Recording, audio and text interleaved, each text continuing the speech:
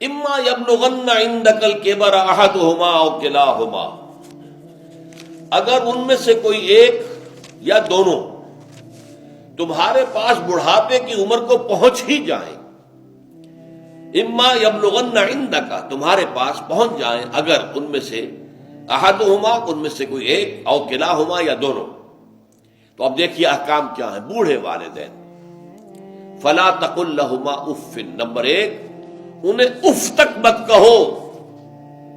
If کیا ہے؟ بڑی چھوٹی سی شے، کوئی حقارت آمیز شے، ناخن جو تراش دیے جاتے ہیں ان کو بھی اف کہتے ہیں۔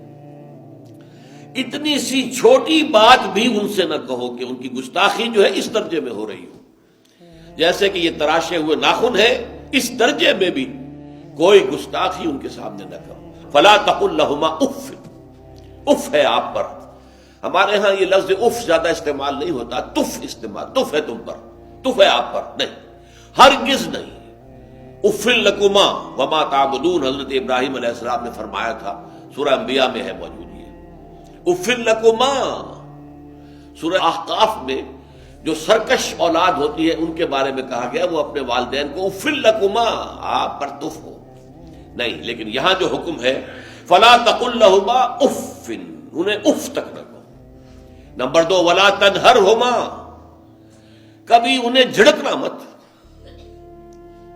اما السائل فلا تنہر، سورۃ الضحیٰ جو ہے اس کی جو آخری آیت ہے، تو کسی کو جھڑک دینا، کسی سائل کو جھڑکنا نہیں ہے۔ اگر نہیں کوئی دے سکتے تو آپ شرافت کے ساتھ اسے معذرت کر لیں، بس اللہ اللہ خیر صلی اللہ بھی معاف کیجئے، بس جھڑکو مت۔ ولا تنہرہما۔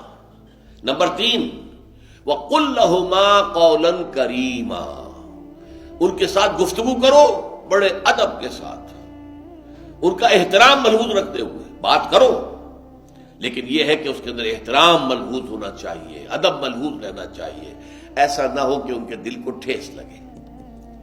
یہی ہے وہ جو بچہ سا تھا ہماری گود میں کھیلتا تھا، اس کی نجاستیں ہم صاف کرتے تھے، اس کو دودھ ہم پلاتے تھے، اس کو چلنا ہم نے انگلی پکڑ پکڑ کر، آج کل تو خیر اور بہت سی چیزیں ایجاد ہو گئی ہیں، واکرز ہیں اور کیا کیا ہے، لیکن پہلے کیا ہوتا تھا، والدین ہی انگلی پکڑ کر چلایا کرتے تھے اور چلانا سکھاتے تھے۔ آج یہ سینہ تان کر بات کر رہا ہے ہم سے، آج یہ اس طریقے سے جو ہے گستاخانہ انداز اس نے ہمارے سامنے اختیار کیا ہے، وہ دل کو ٹھیس لگے گی۔ میں نے اس سے پہلے بھی ایک مرتبہ آپ کو بتایا تھا کہ صرف دو چیزیں ایسی ہیں جن کو محبت اور تعظیم کے انداز میں دیکھنا بھی عبادت ہے، محض دیکھنا اور کچھ نہیں کر رہے آپ۔ ایک خانہ کعبہ، محبت بھرے انداز میں آپ بیٹھے ہوئے، صرف نہ آپ طواف کر رہے ہیں، طواف کریں گے تو اور ثواب ہوگا، آپ بیٹھے ہیں صرف اور دیکھ رہے ہیں، اور اس کے اندر احترام ہے، تعظیم ہے۔ اللہم زد بیتک ھذا تشریفا و تکریما و تعظیما۔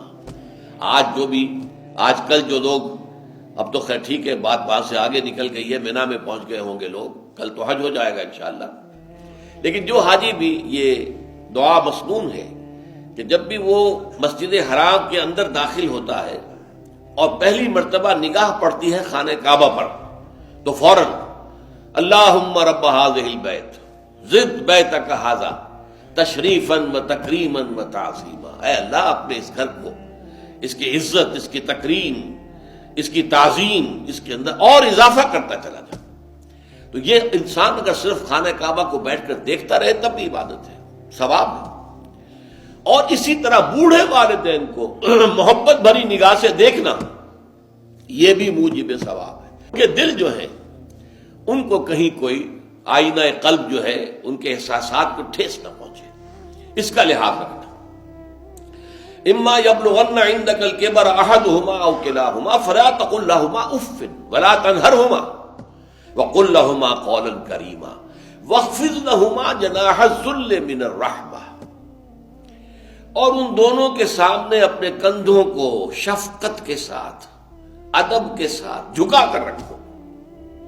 یہ جو ابھی میں نے چند الفاظ کہے تھے کہ سینہ تان کر بات کرنا، یہ ایک انداز ہوتا ہے بات کرنے کا۔ ایک یہ ہے کہ آپ بات کر رہے ہیں والدین سے، والدہ سے، والد سے، لیکن جھکے ہوئے، کندھے جھکائے ہوئے۔ اب یہ بھی دو ہی باتیں ہیں یا والدین کے سامنے کندھے جھکانے ہیں، یا پھر حضور سے کہا گیا ہے اے نبی آپ اہل ایمان کے لیے وخفض جناحک للمؤمنین، یہ مومن جو ایمان لائے ہیں ہمارے نیک بندے ہم پر، چاہے وہ غریب ہے، فقیر ہے، چاہے وہ غلام ہے، مسکین ہے، آپ اپنے کندھے ان کے سامنے جھکائیے۔ یہ بہت بڑی بات ہے جو کہی گئی ہے محمد الرسول اللہ صلی اللہ علیہ وسلم سے۔ آپ ان کے سامنے وخفض جناحک للمؤمنین، اہل ایمان کے لیے اپنے کندھے جھکائیے، جھکا کر رکھیے، ان کا احترام کیجیے۔ حالانکہ اصل احترام تو حضور کا ہے، وہ تو جب ہم پڑھیں گے سورہ حجرات تو جا کے معلوم ہوگا کہ کس درجے احترام ملحوظ رہنا چاہیے حضور کا صلی اللہ علیہ وسلم۔ لیکن یہاں نوٹ کیجئے وَخْفِضْ لَهُمَا جَنَاحَ الذُّلِّ مِنَ الرَّحْمَةِ، اور اس سب کے بعد بھی وَقُلْ رَبِّ ارْحَمْهُمَا كَمَا رَبَّيَانِي صَغِيرًا، اور یہ دعا کرتے رہا کرو اے رب ہمارے ان دونوں پر، میرے والدین پر رحمت فرما، رحم کر، جیسے کہ انہوں نے مجھے پالا پوسا جبکہ میں چھوٹا سا تھا۔ اب دیکھیے یہاں لفظ کیا آیا، ربیانی، رب، اللہ تعالیٰ رب ہے حقیقی، وہ ہے اصل میں پالن ہار، ساری چیزیں اس کی پیدا کردہ ہے۔ ماں باپ کے دل میں بھی محبت اور شفقت تو اسی نے ڈالی ہے، ماں کی چھاتیوں میں دودھ تو اسی نے بنایا، پیدا کیا ہے، تو اصل رب تو وہ ہے۔ لیکن اس کی ربوبیت کا ظہور جو ہو رہا ہے عالم واقعہ میں، عالم مادی میں، وہ والدین کی ربوبیت ہے۔ والدین پال رہے ہیں، پوس رہے ہیں، اپنی راتوں کی نیندیں حرام کرتے ہیں، بچے کو تکلیف ہے تو والدین نہیں سو سکتے، کوئی اور معاملہ ہے تو اس ظاہر بات ہے کہ ان کا آرام چین بالکل حرام ہو جاتا۔ یہ ہے در حقیقت۔ اب ان کا بدلہ کیا چکا سکتا ہے آدمی؟ میں نے بار عرض کیا ہے کہ شکر جو ہے وہ شکر کا تقاضا یہ ہے کہ انسان حق ادا کرنے کی کوشش کرے۔ حل جزاء الاحسان الا الاحسان، کسی نے آپ کے ساتھ بھلائی کی ہے تو آپ کو بھی اس کے ساتھ بھلائی کرنی چاہیے۔ لیکن والدین نے جو بھلائی تمہارے ساتھ کی ہے تم اس کا بدلہ کیا دے سکتے ہو؟ اگر تم نے ان کے بڑھاپے میں خبر گیری کر بھی لی تب بھی وہ بدلہ نہیں ہو سکتا کہ جو انہوں نے تمہارے وجود میں آنے اور تمہارے لیے جو مشقتیں جھیلی ہیں، جو ایثار کیا ہے، جو قربانیاں دی ہیں تمہیں پالنے پوسنے کے لیے، اس کا بدلہ نہیں ہو سکتا۔ اس کا بدلہ ایک ہی ہے، اور وہ کیا ہے؟ اللہ سے دعا کیا کرو وَقُلْ رَبِّ ارْحَمْهُمَا كَمَا رَبَّيَانِي صَغِيرًا، پروردگار ان دونوں پر رحم فرما، رحمت نازل فرما، ان کی مغفرت فرما، ان کے درجات بلند کر، ان کی غلطیوں سے درگزر فرما، ان کے گناہوں کو بخش دے، ان کی غلطیوں سے چشم پوشی اختیار فرما پروردگار۔ اور یہ در حقیقت میں تجھ سے درخواست کیوں کر رہا ہوں کہ مجھ پر ان کے احسان کا بہت بڑا بوجھ ہے، ان کے احسانات کا بدلہ میں نہیں چکا سکتا۔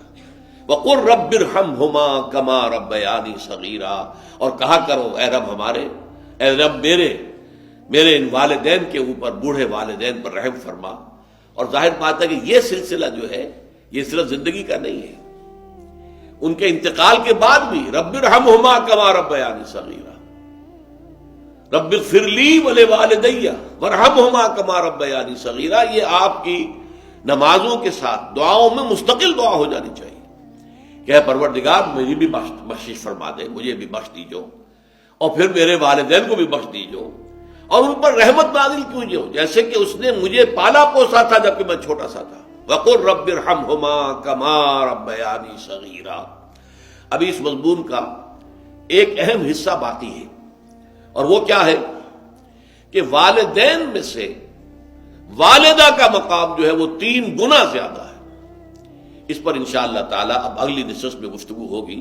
اقول قولی ھذا واستغفر اللہ لی ولکم ولسائر المسلمین والمسلمات۔